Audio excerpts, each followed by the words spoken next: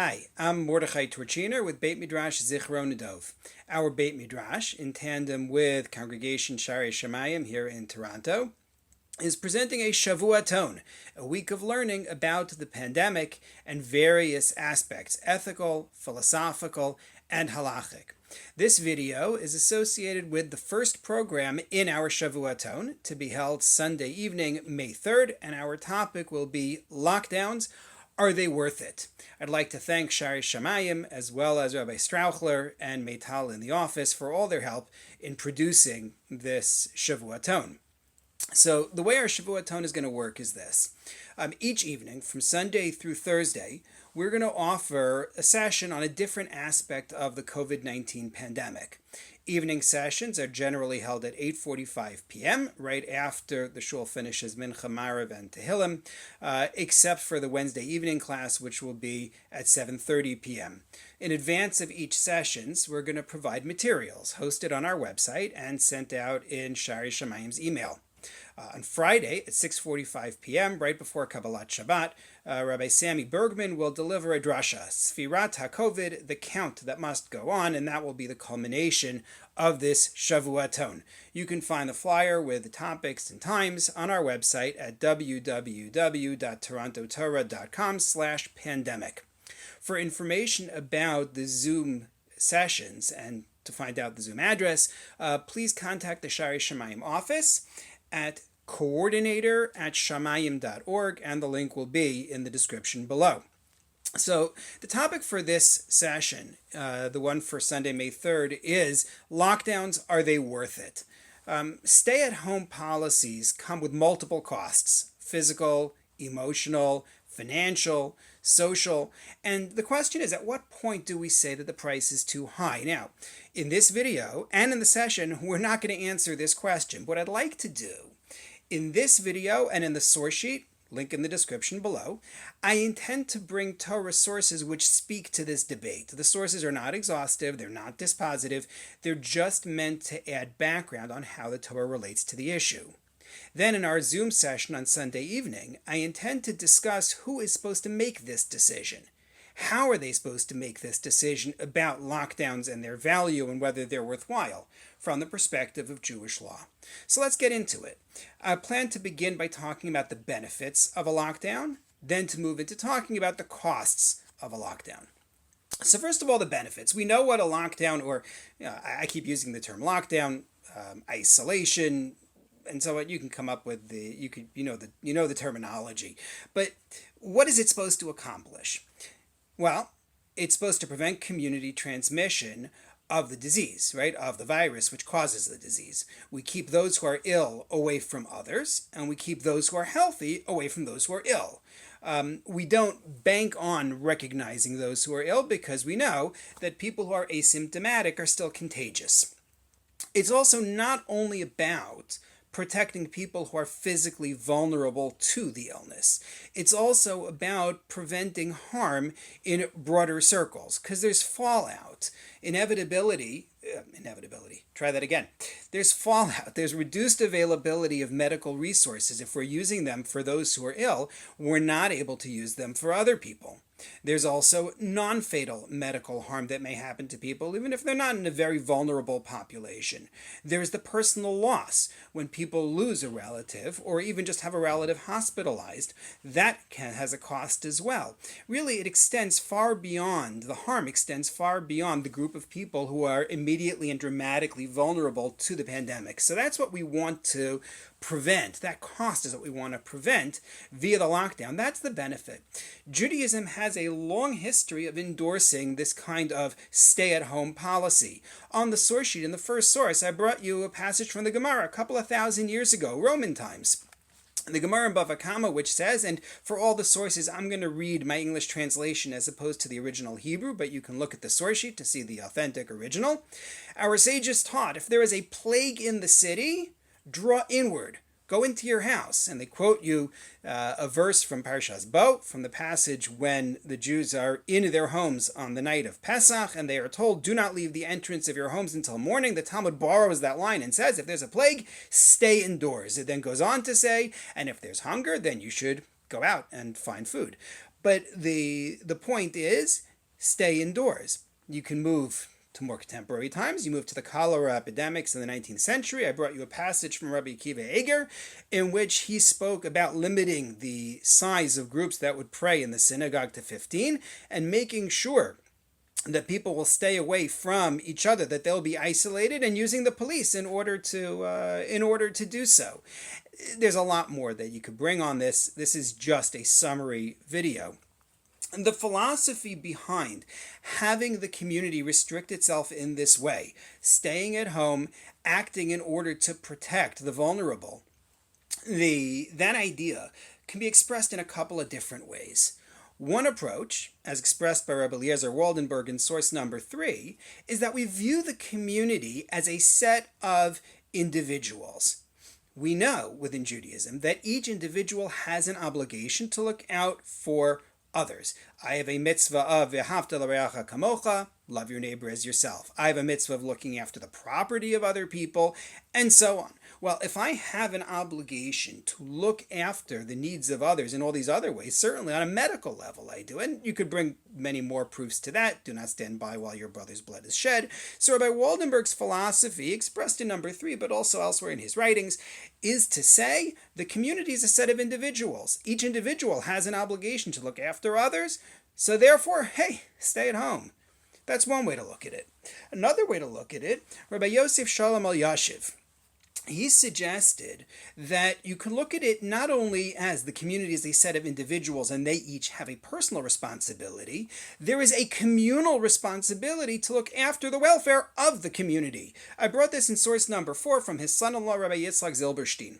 Rabbi Zilberstein writes, by law, we must save the greatest number of ill people. What he's talking about, I should preface, is a case in which someone has made a contribution, a large contribution, to a hospital, and the question is, where do we invest it? What do we use it for? And he says, by law, we must save the greatest number of ill people. Invest financially in emergency care and a NICU, as opposed to a transplant unit where you'll spend a large amount of money to save fewer people. But then he continues to say, one cannot close or fail to open a transplant unit because communal needs are also considered life-saving. This is a communal need. There has to be one. Why? Because if the transplant unit would be closed, it would cause low morale. People would refuse to live there. Rabbi Elyashiv says, the community has to preserve its status as a community. You need to build a space in which people wish to live. And therefore there's an obligation, and that translates here. Not only do I have an obligation to stay at home in order to protect other individuals, I have to stay at home because I want a community that people are going to want to live in and be able to live in. That's on the side of the benefits of a lockdown. Switch gears. We have practical questions about the value of a lockdown. Today, as I'm filming this, is Wednesday night, April 29th. Today was Yom HaAtzmaut, Chag Sameach. If you take a look at source number 5, you find a news story from today. CBC, people are getting COVID-19 by community transmission, but Ontario knows little about how. Despite 6 weeks of workplace closures, physical distancing, and stay-at-home messages, people are still contracting COVID-19 in Ontario communities, and public health officials don't have a firm handle on why or how it's happening. Roughly half of Ontario's new cases of the coronavirus are among residents and staff of long-term care homes, along with other frontline health workers. But for the remaining cases, the sources of infection are often unspecified, and as I heard it discussed in a news story on the radio this morning, there's a lot of concern because if people are following the lockdown, why are we still getting large growth in new cases, greater growth than was expected after we've been in a lockdown for this period of time? So does it actually work is one question.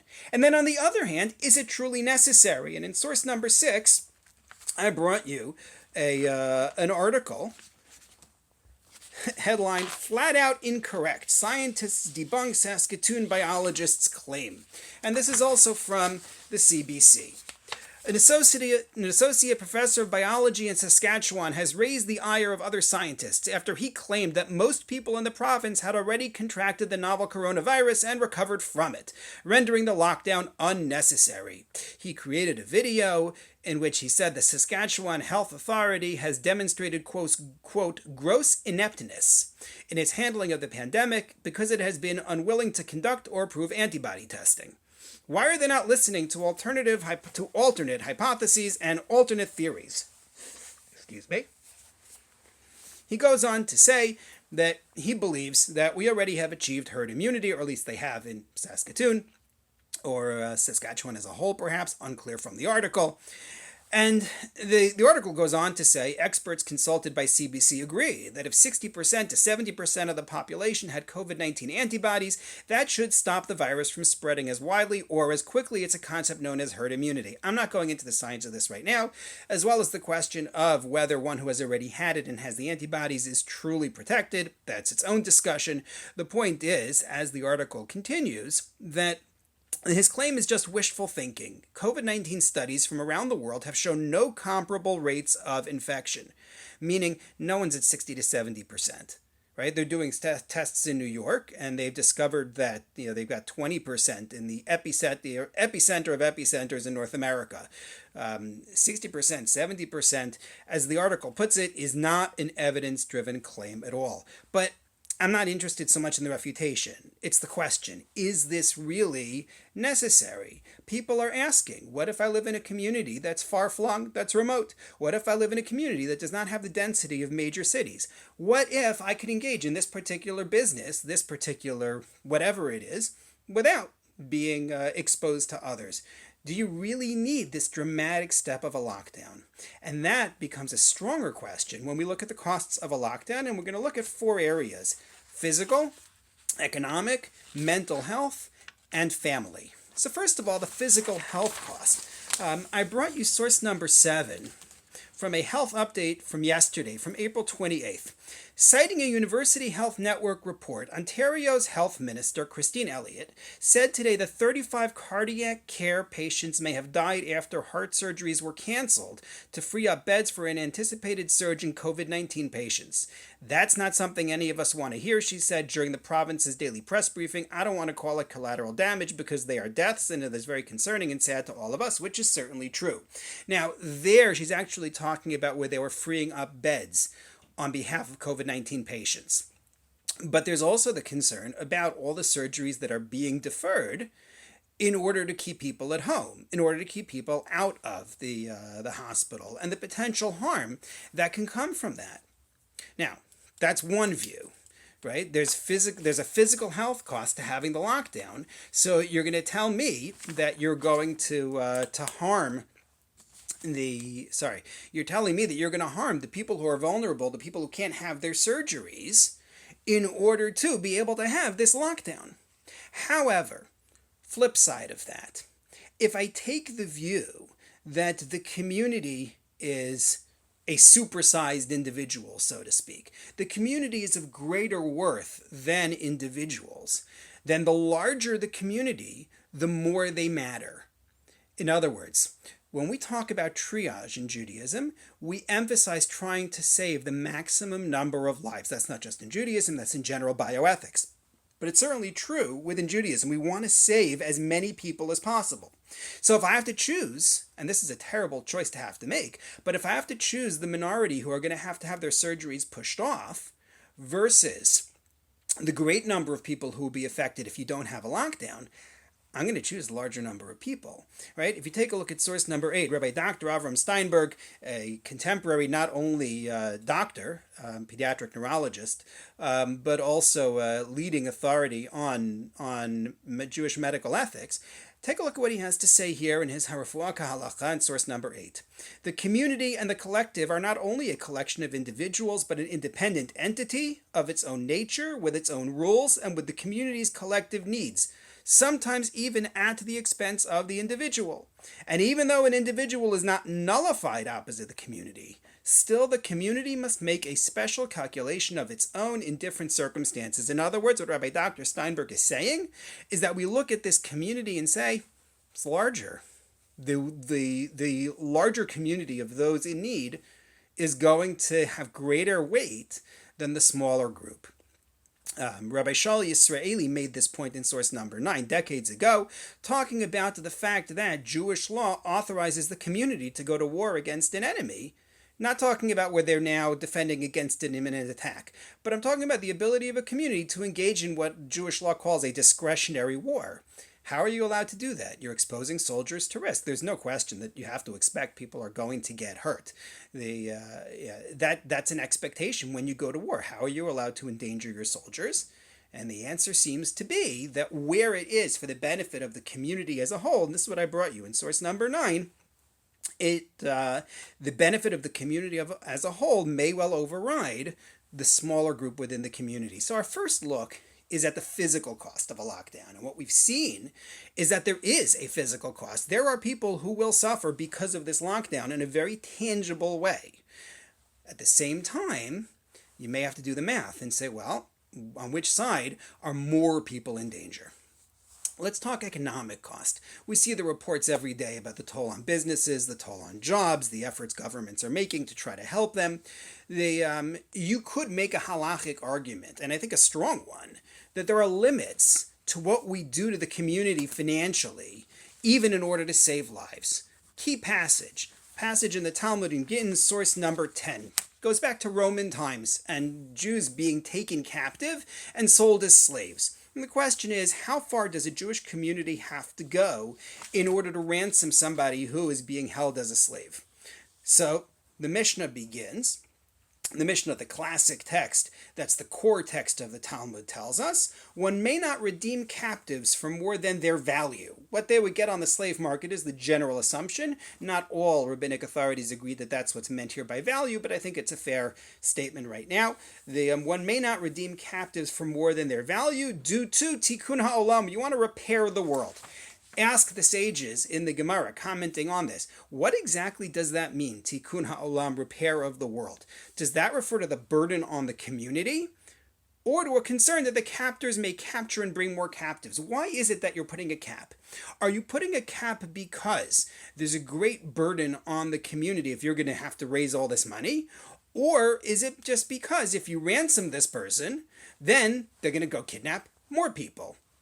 Either way, we're trying to protect the community's finances, even though we know that by putting a cap, that means that there will be people who will not be rescued. They will not be ransomed.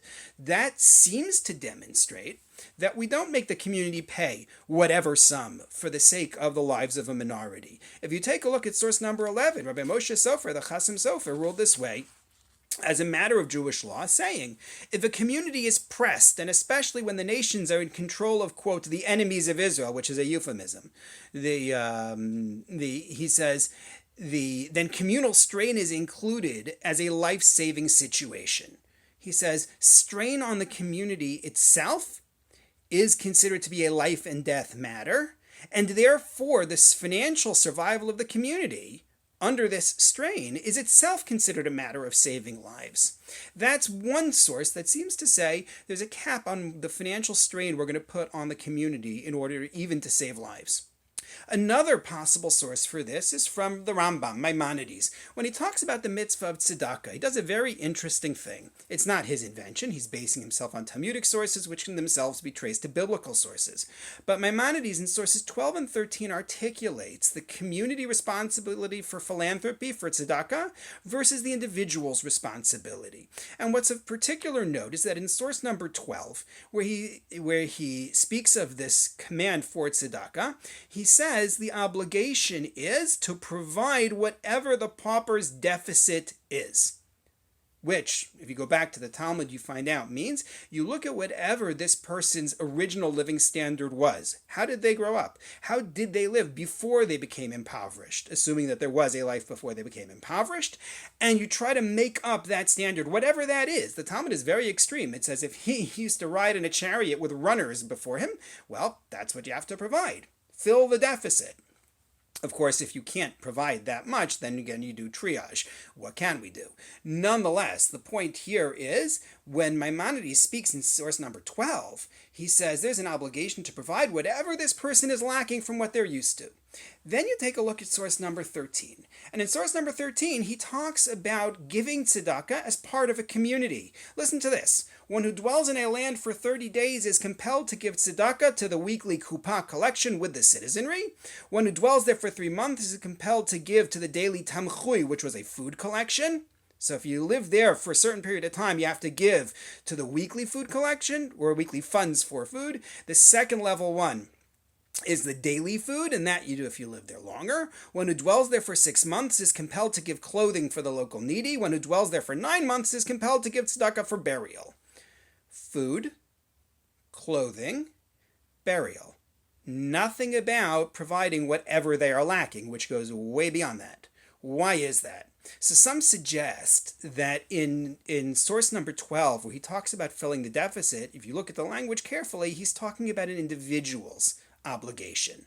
The burden for an individual giving tzedakah, try to fill this person's gap. Now, there is a cap on what an individual must spend. He gives up to 1/5 of his assets. Nonetheless, that's what you're expected to give as an individual. Community is not expected to do that. The community has a defined set of responsibilities. Food, clothing, burial. Right? Hopefully food and clothing, not so much getting to burial. Nonetheless, this is the extent of the community's obligation. There is a cap protecting the community. So you can make the argument that in terms of a lockdown, there's a cap on what we're going to do in terms of a financial hit for the community. And yet, sources show that if there's an imminent danger to physical health, that will in fact come first. First of all, the source that I didn't bring this on the sheet because they only occurred to me right now. There's a Tosfos in Gittin which mentions that the Talmud's cap on how much you spend to ransom people is only talking about where their lives are not in danger. However, if their lives are in danger, then there's no cap on what you spend. So that's first of all, the position taken by Tosfos medieval authorities writing on the Talmud. That's number one. But number two, take a look at source number 14, which deals with the question of spending on behalf of the community when people are going hungry. Look at this story. Once Rabbi Chama bar Chanina and Rabbi Hoshaya Rabbah were strolling among those synagogues of Lod. Rabbi Chama bar Chanina said to Rabbi Hoshaya, "How much money my ancestors sank here? They invested so much to build these synagogues." To which the reply was, "How many lives your ancestors sank here? Were there no people exhausting themselves in Torah?" Meaning you had people you could have supported with that money. You had paupers who were exhausting themselves in Torah. You could have supported them, and instead you built buildings. And so on. The Talmud continues in that vein. Similarly, there's a midrash in the Yalkut Shimoni. King David, we are told, set aside funds for the eventual construction of the Beis Hamikdash, of the temple, and the midrash criticizes him for stockpiling funds for the temple instead of using them for the needy. Even though these are important communal needs, the synagogues, the study hall, and so on, the needy, social welfare, has to come first. If there's a threat to people's health, hunger, disease, that's going to have to come first. So now, under economic cost, not so clear. On the one hand, there's a cap on what the community has to spend. On the other hand, if you're talking about life and death needs, maybe that comes first, even against great financial expenditure. As I said, we're not answering these questions. We're just providing some sources. Third, the issue of mental health costs. The reports about the mental health costs in the Jewish world, in the general world, abound. You're taking people, putting them in their homes for extended period of time. Some people are on very severe lockdown orders. You can't go more than 100 meters from your home. Other people have a little bit more leeway. People who are living alone, people who are as families. This is really hard, and Jewish law places a major emphasis on looking out for the mental health, the emotional health of others. We have numerous prohibitions in the Torah against harming the emotional health of others. We have mitzvot about acting to support the mental health and emotional health of others. Jewish law says we override many great mitzvot in order to save people when their mental health is endangered. I brought you some examples of this in sources 15 and 16. Not going to go into it in great depth here, but in source number 15, Rabbi Moshe Feinstein approves contraception for a woman out of fear that she may enter into severe depression if she becomes pregnant. In source number 16, Rabbi Nassim Tzvi Friedman, a 20th century rabbi in Israel, talks about violating various laws, including Shabbos, on behalf of somebody who is irrational and maybe dealing with some kind of a psychotic episode. We take this very, very seriously in Jewish law. So what do you do when, again, calculating the impact on the mental health of the nation at large versus, the mental health of those who would be vulnerable? So I misstated that. The mental health of people who are vulnerable to that versus the physical survival of others. So here we have a passage in the Talmud, and I say right off the bat, it's not the same as what we're talking about, but I think nonetheless it may bear consideration. Take a look at source number 17, a Gemara in Nedarim. If a spring is owned by a certain town, there's a choice between their lives, in terms of their access to the spring, and the lives of others, right? You have people upstream and you have people downstream. The people upstream control the water supply. They say, we need the water for ourselves. Their lives come before those of others. They're not expected to give up their lives in order to provide water for others. Their own lives come first in their calculus. What about their animals versus water for the animals of others? Again, their animals come first. And if there's a choice between their laundry and that of others, their laundry comes before that of others. Straightforward. We do not obligate people to abandon their own needs in order to take care of equal needs for other people. If there's a choice between the lives of others and their laundry, then, say the sages, the lives of others precede their laundry. So the people who have access to the spring first are not entitled to take the water for their laundry, while other people are starving, while other people need drinking water. However, along comes the sage Rabbi Yossi, whose word carries a great deal of weight in the Talmud, and he says, no, their laundry precedes the lives of others. Asks the Talmud, what in the world are you talking about, Rabbi Yossi? You're telling me lack of laundry, right, is going to cause pain. Well, lack of drinking water is also going to cause pain.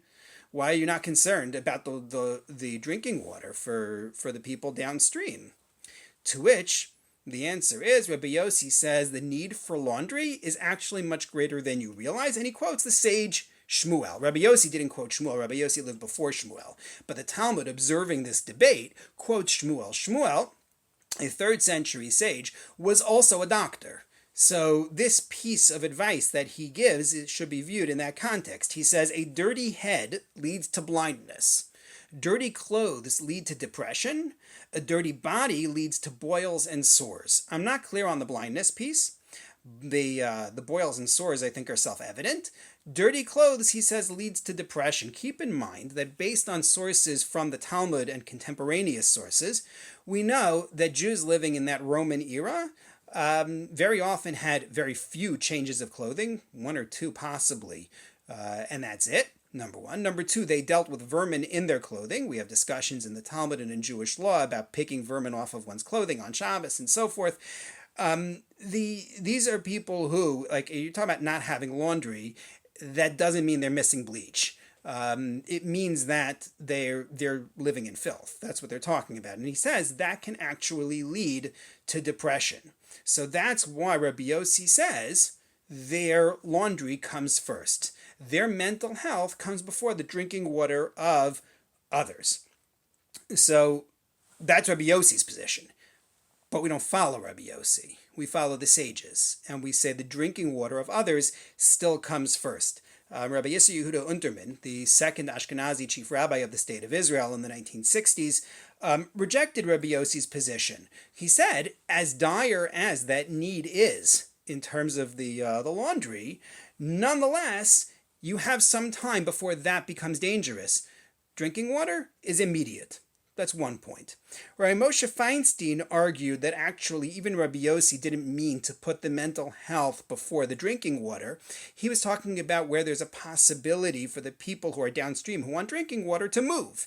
Yes, it's hazardous to move. Yes, it's financially devastating to move. Nonetheless, they have that possibility, and therefore it's not really a life and death calculus. Then he's willing to put the laundry first, but otherwise not. Again, this is not quite the same as what we're talking about in the lockdown case. I only bring it to show the calculation of, on the one hand, physical needs, and on the other hand, mental health needs. And that physical needs may well come first, and I think that carries weight when we're dealing with the lockdown.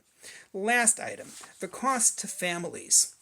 The tensions between parents and children and between spouses are high when you're in isolation together for a long period of time. Existing fault lines are exacerbated, new ones are created. I brought you source number 19 out of China, a report on the rise in divorce rates after the end of the lockdown.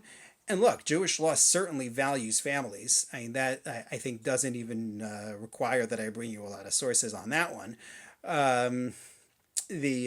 But again, there's another side. There is another side. And the other side puts the physical health of the community over a family's health. In source number 20, I brought you a passage in Megillah. This is regarding the story of Esther and Achashverosh.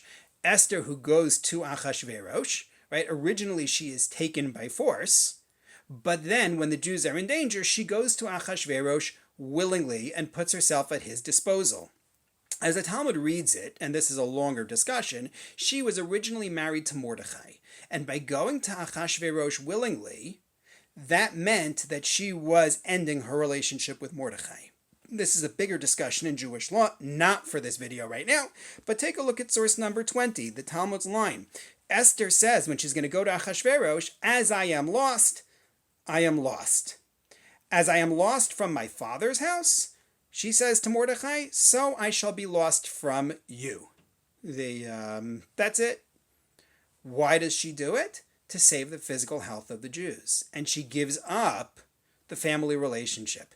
Now, there are numerous reasons why this is not the sole source that should be brought on this. I'm only trying to show an example of asking that question of family first or life of the community or physical survival first. And here, physical survival is given primary importance. So again, to summarize, we've talked about the benefits of a lockdown as well as the questions about the value of a lockdown. Is it working? Is it necessary?